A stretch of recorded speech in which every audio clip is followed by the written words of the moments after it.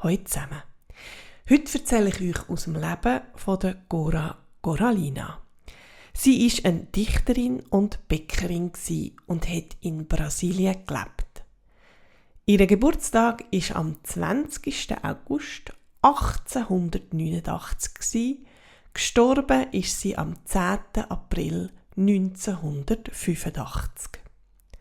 Den Text haben Elena Favilli und Francesca Cavallo geschrieben. Die Illustration ist von der Elenia Beretta.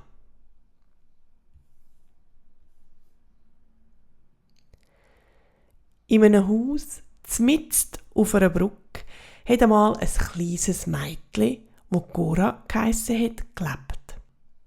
Die Cora hat schon immer gewusst, dass sie irgendeinmal Dichterin sein würde.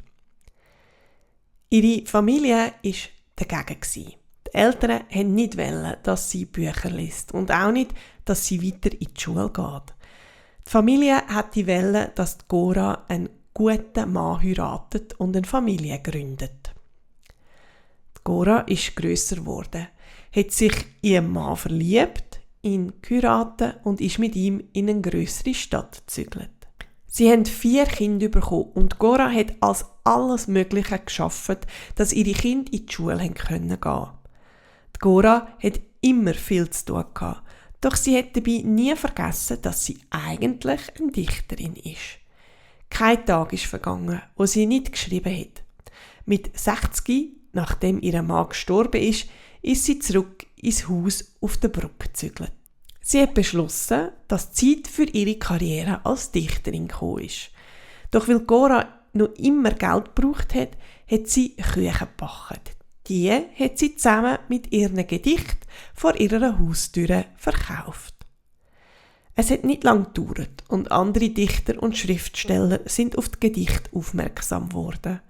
Die Cora hat mehrere Preise gewonnen und als sie 75 war, ist ihr erstes Buch erschienen. Aus dem ganzen Land sind Journalisten zu ihr gekommen und haben ein Interview mit ihr in ihrer Küche gemacht, währenddem sie am Backen war. Wenn sie dann wieder allein war, hat sie sich an ihr Pult gehöckelt und neue Gedichte geschrieben. Umgeben von feinen Küchen und Kräpfchen. Ich bin die Frau, die den Berg vom Leben daraufgegangen ist, Steine aus dem Weg geräumt hat und Blumen gepflanzt hat. Das ist die Geschichte von der Cora Coralina. Ich hoffe, sie hat euch gefallen. Bis gleich wieder. Tschüss!